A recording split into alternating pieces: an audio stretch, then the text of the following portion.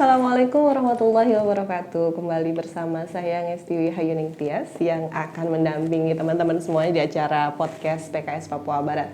Oke, kali ini kita kedatangan narasumber yang dibilang keren lah untuk teman-teman di Kabupaten Manokwari. Kayaknya udah pada kenal semua nih. Assalamualaikum. Waalaikumsalam warahmatullahi wabarakatuh, Mbak Isti. Pak Awi atau siapa nih saya manggilnya? Panggilnya Pak Awi sih. Pak Awi.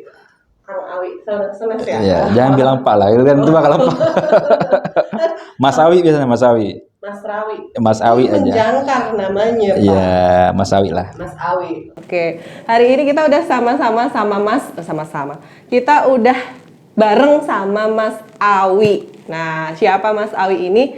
Saya yakin teman-teman semuanya, terutama sahabat milenial Kabupaten Manokwari udah pada kenal dong Mas Awi ya? Ya, insya Allah. Yang kenal-kenal, yang belum kenal, kita kenalan. Kita kenalan sekarang ya.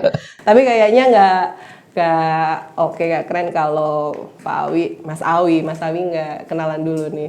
Boleh ya? Monggo Mas Awi. Ya, bismillahirrahmanirrahim. Assalamualaikum warahmatullahi wabarakatuh. Waalaikumsalam warahmatullahi wabarakatuh. Selamat malam teman-teman sekalian. Perkenalkan, ini juga pertama kali saya hadir di podcast PKS Papua Barat ya. Meskipun saya orang Manokwari, ini beberapa kali dihubungi untuk menjadi narasumber karena memang kesibukan ya? Dan kemudian atau juga jangan-jangan memang sengaja nggak mau kesibukan karena memang ada prioritas lain. Dan alhamdulillah pada malam hari ini ya menyisihkan waktu lah ya untuk kemudian bisa hadir bersama Bang Isti dalam agenda podcast PKS Papua Barat ya. Makasih, Perkenalkan ya, sama-sama Bang Isti. Perkenalkan, nama saya Mas Rawi Arianto. Pekerjaan saya anggota DPRD Kabupaten Manokwari dari Ketua Fraksi PKS ya. Kemudian asal saya ya, mungkin spesifiknya asal saya dari suku Madura tapi sudah besar di Manokwari, khususnya di Manokwari di Papua Barat ya. Kemudian sudah berkeluarga, mempunyai anak 3. Semuanya alhamdulillah pejuang awat tangguh ya, perempuan. Hebat teman, insya Allah. Jadi sekarang kurang lebih 39 tahun berjalan seperti itu. Baru 39 tahun, catat baru 39 tahun berjalan. Mau 39 atau 39 tahun jalan-jalan? Mau 39. Serius? Iya. Kelahiran 84. Iya. Nah, bener kan gitu yang tadi saya sampaikan kalau narasumber kita kali ini tuh nggak main-main gitu. Bahwa kita dari awal tetap on the track nih ngasih janji ke teman-teman kalau narasumber kita itu bukan hanya sekedar kita bahas yang berputih-putih saja, bakar lota saja Pak. Kita mau menghadirkan orang-orang yang capable, orang-orang yang memang punya visi yang sangat panjang dan kiprahnya juga jelas. Itu keinginan kita kemarin. Nah kali ini saya mau diskusi nih Pak, terutama karena Pak Awi terhitung masih sangat muda gitu ya. Tetapi sudah setengah. Oh belum ya? Belum mau bilang setengah abad. Seperempat lah, seperempat abad, lebih sepertiga lah. Iya. Jadi hitungannya masih pemuda, tapi tadi udah keren tuh, udah jadi pimpinan fraksi. Nih. Bukan cuman pimpinan rumah tangga itu yang lebih keren nih, tapi ini memimpin negara nih salah satu elemen pemerintahan yang juga memegang peran penting dalam pengambilan kebijakan dan keputusan. Dan mungkin kalau Pak Awi sendiri sebagai pemuda, kenapa sih kok tertarik masuk di bidang politik Pak? Bukannya politik itu kejam, gitu kan kalau orang bilang. Panjang ceritanya itu Bang Isti, tapi saya coba mengungkapkan sedikit ya, ringkasan lah, resume dari perjalanan saya berkarir di bidang kenapa sampai kemudian menjadi politisi pilihannya seperti itu. Ya, awal mulanya memang ketertarikan banyak pilihan ya teman-teman sekalian. Awal mulanya saya berkecimpung di dunia politik itu ya mau dibilang suatu kecelakaan juga bisa. Kecelakaan? Berarti dipaksa jangan-jangan dulu ya? Tidak, enggak juga. Mau dibilang itu pilihan saya, iya sih seperti itu. Karena kecenderungan kalau dibilang itu bisa kecenderungan muyul ya. Waktu itu memang ada beberapa plan pilihan. Waktu itu saya sempat pasca kuliah itu mendaftar di beberapa perusahaan, termasuk bank swasta dan sebagainya. Keterimanya di salah satu perusahaan telekomunikasi seluler seperti itu ya. Dan ya sambil lalu bekerja swasta, kemudian juga mengikuti ya pengkaderan penjenjangan di Partai Keadilan Sejahtera seperti itu. Ya terus kok kayaknya asik gitu loh. Oh, dapat sense Iya, saya udah bilang belongingnya. ya, feel-nya dapat di situ. Tuh. Akhirnya terus mengikuti jenjang dan sebagainya, dari awalnya jadi anggota, kemudian jadi koordinator bidang di salah satu kepemudaan, kemudian naik jadi sekretaris umum, kemudian tahun 2015 terpilih menjadi ketua DPD, terus kemudian ikut kontestasi pileg ya di 2019, alhamdulillah terpilih seperti itu menjadi anggota DPR Kabupaten Manokwari. 2019 insya Allah panjang umur ke 2024 itu. Berarti ini dalam periode Periode pertama ya, periode pertama. Mohon doanya seperti itu. Insya Allah nanti doanya teman-teman sekalian di 2024 ya kita akan berjuang lagi, kemudian dalam konteks perbaikan, khususnya perbaikan Kota Manokwari. Luar biasa nih, sudah mulai ada janji-janji politik yang disampaikan di sini. Tapi ini bukan kampanye teman-teman ya, bukan. Ini ikhtiar, usaha bersama gitu. Gitu. Tapi kalau menurut Pak Awi sendiri gitu, kan setelah Pak Awi ada masuk di level kepemimpinan, terutama di parlemen, dengan kecenderungan politik saat ini yang semua kayaknya udah nggak kayak dulu ya, orang tabu bahas politik. Sekarang semua udah terbuka, semua bisa dicari, semua bisa diakses dari gadget kita gitu. Bahkan pemuda, terutama kita mau bahas tentang pemuda karena Pak Awi masih muda, saya juga masih muda.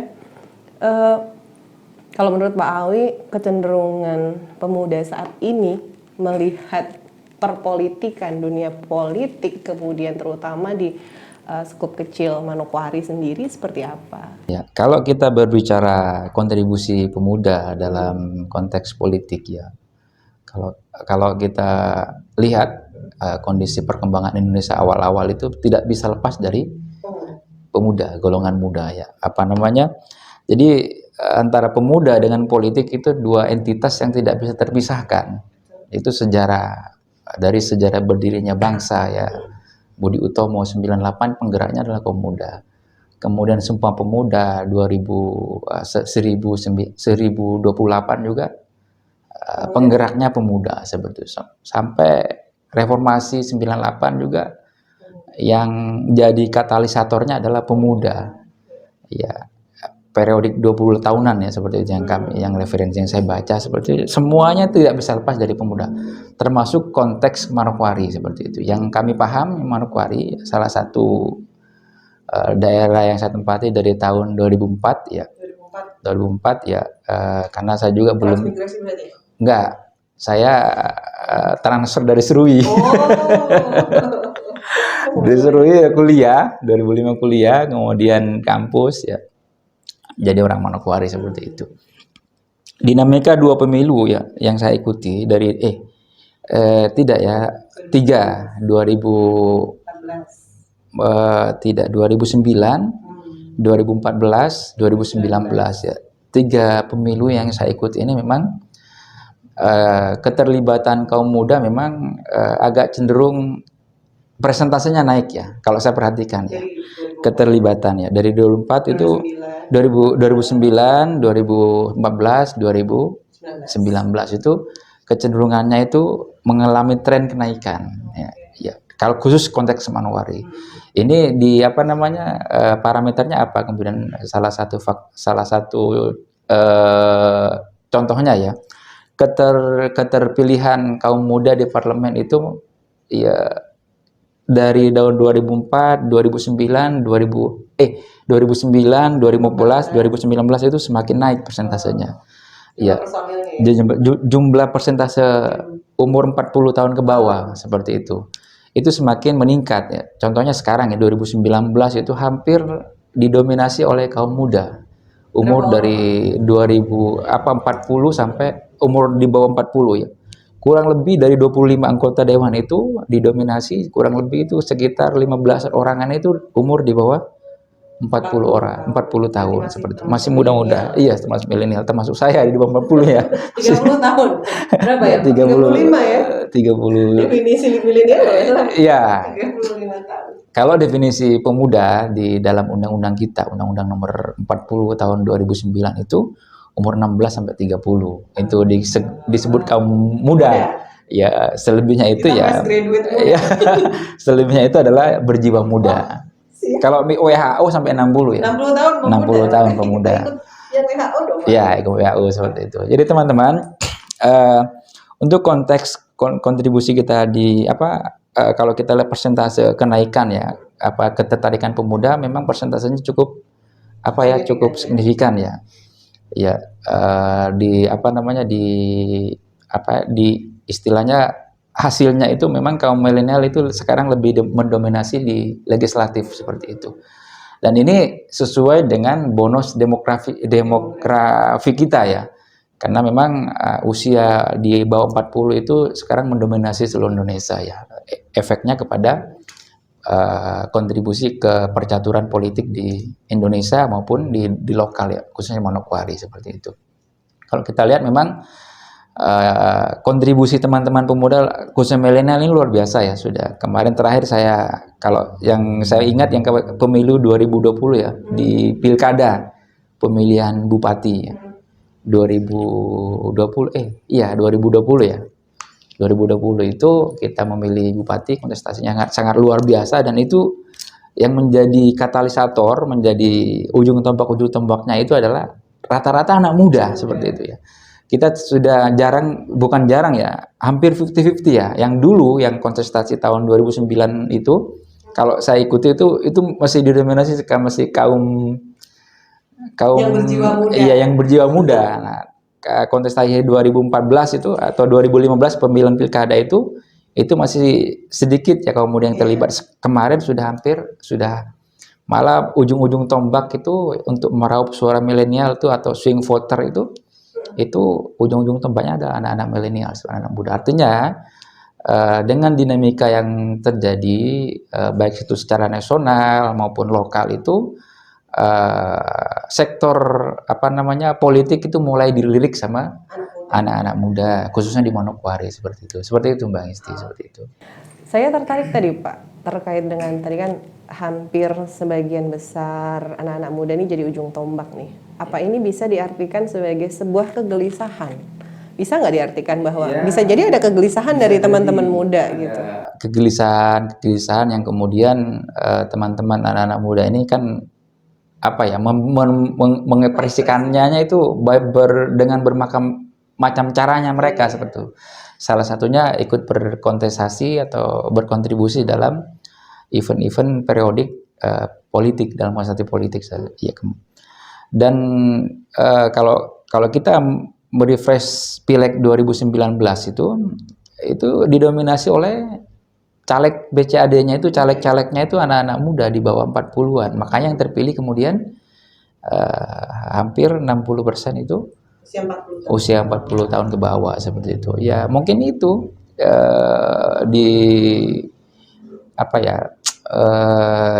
didasari ingin perbaikan. Contohnya saya nih, ini yang mendasari saya kemudian masuk totalitas di politik yang memang melihat kondisi Manokwari, kemudian partai politik menjadi salah satu wadah yang cukup signifikan kemudian untuk memberikan kontribusi kepada daerah itu dalam hal perbaikan baik itu dari sisi infrastruktur, kebijakan dan sebagainya. Salah satunya adalah partai politik ya. Di situ kemudian saya mencoba istilahnya bukan mengadu nasib ya karena ikhtiar kita bukan istilahnya ikhtiar. Kalau saya dari Partai Keadilan Sejahtera itu ikhtiar kita untuk kemudian ikut konsultasi itu bukan dilihat dari bahwa politisi dikenal dengan parlente, banyak duit. Nah, itu motivasi yang kesekian seperti itu. Motivasi yang pertama adalah perbaikan, bahwa dengan wadah partai politik yang notabene adalah elemen demokrasi utama, tiga unsur utama daripada elemen demokrasi adalah partai politik, salah satunya adalah ikut memberikan kontribusi yang sangat signifikan. Makanya perjuangan kita tidak main-main untuk kemudian melalui partai politik khususnya PKS ini kita ya istilahnya berjuang, kemudian memberikan hal-hal yang memberikan kontribusi yang positif kepada masyarakat. Ya, dengan terpilihnya kita, dengan capaian politik kita di Manokwari, ya khususnya Manokwari ya, dengan satu fraksi, alhamdulillah sangat signifikan ya. Kita dengan anggota dewannya kita, saya dengan Pak Fran Mansim, kemudian Pak Samsul Hadi turun ke masyarakat itu sangat luar biasa. Banyak sekali kayaknya kalau saya lihat postingan-postingan Pak Terjang turun ke konstituen ya. Memang ekspresi masyarakat dengan kehadiran kita itu bermacam-macam dengan kepentingannya mereka masing-masing. Memang ada yang memang istilahnya respect positif, ada juga yang ya tidak sedikit juga yang negatif gitu. Berarti pernah kena bully warga nggak? Pernah. Oh, betul. Karena mereka Satu cerita gini, kami turun di salah satu komplek ya, memang saya baru masuk di situ seperti itu komplek, memang tiba-tiba ada diksi kata yang kami bilang, ini orang politisi dan sebagainya, ini ingin mengharapkan suara dan sebagainya. Padahal tujuan kita ke sana itu ingin berdiskusi dengan teman-teman, kemudian yang jadi persoalan apa di daerah itu, kemudian coba kita nanti usulkan kepada pemerintah daerah untuk menyelesaikan hal-hal yang sifatnya ya bisa bermanfaat kepada komplek itu. Seperti cuma kan tanggapannya kan beda-beda, unsur di interpretasi mereka kan menganggapnya beda-beda. Tadi kan meskipun saat ini bisa dikatakan bentuk kegelisahan pemuda akhirnya bergabung dengan partai politik atau setidaknya sudah mulai bersinggungan dengan politik, tetapi kan tidak menutup kemungkinan masih banyak sekali yang di luar sana itu apatis sama politik nih Pak. Bisa jadi. Nah, mungkin bisa nggak disampaikan pada teman-teman yang nonton kali ini, politik itu apakah harus selalu partai? Apakah hidup kita setiap hari ini apakah tidak ada dengan intrik-intrik perpolitikan seperti itu gitu loh Pak? Jadi kalau kita definisi politik sendiri itu kan cara ya, cara. Kalau kita definisi sederhananya cara. Bagaimana politik itu kan cara, seni bisa juga diartikan seni menyelesaikan persoalan, bisa juga diartikan politik itu adalah ya membangun citra dan sebagainya. Tapi lebih spesifik kalau saya sih lebih cenderung mengambil kepada pengertian adalah seni dalam menyelesaikan persoalan dinamika masyarakat seperti itu. Karena di wadah politik, di wadah partai politik itu juga kita bisa memberikan kontribusi yang lebih daripada di wadah yang lain. Contohnya ormas. Ormas itu sama saja kita, tapi kontribusi kita terbatas. Sementara di partai politik bisa memberikan lebih daripada itu dengan kita bisa berkontribusi, memberikan masukan kepada pemerintah daerah yang kemudian bisa langsung diakomodir sama pemerintah daerah. Mungkin bisa ini Mas Sawi lagi. Bisa ditunjukkan satu contoh sinergitas antara partai politik, otomatis di situ terwakili di parlemen ya. Sinergitas parlemen dengan pemerintah kabupaten. Jadi proses pressure kebijakan yang itu memang bentuk kontribusi tadi kan dari tadi nyebutin kontribusi. Tapi bisa jadi masyarakat ini kan sudah 3 tahun ya. 3 tahun kalau kita hitung-hitung ya lumayan banyak. Satu aja dulu lah Pak. Salah satunya ya kita bisa memberikan usulan ya untuk pembangunan jalan lingkungan kita. Yang dimasuk-masuk ya jalan-jalan komplek. Jadi kan Pak Awi selain sebagai anggota parlemen juga ketua DPD ya Pak ya? Iya, ketua partai. Ketua partai ya? Ya. Ketua partai di tingkat kabupaten ya. Level pemimpinan kabupaten.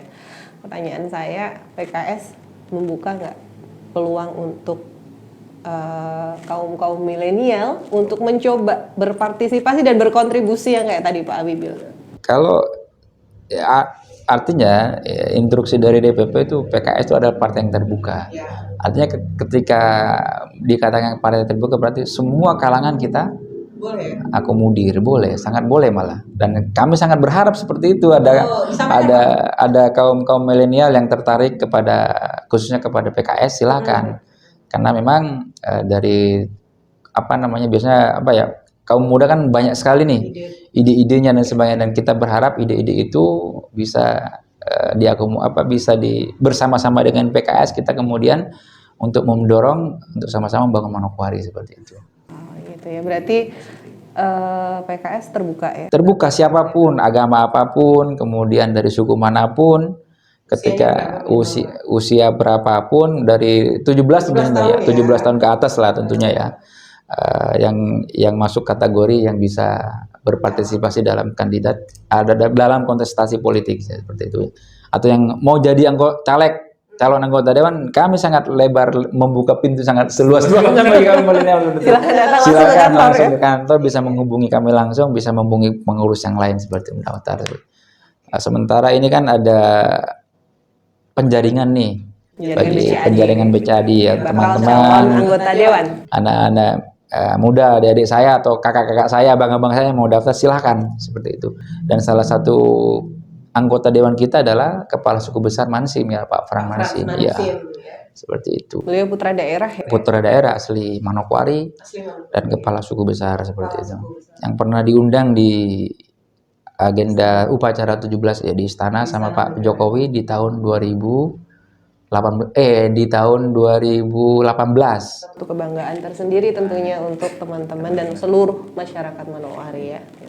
Paling terakhir Pak, boleh ngasih pesan ke teman-teman pemuda yang menyaksikan?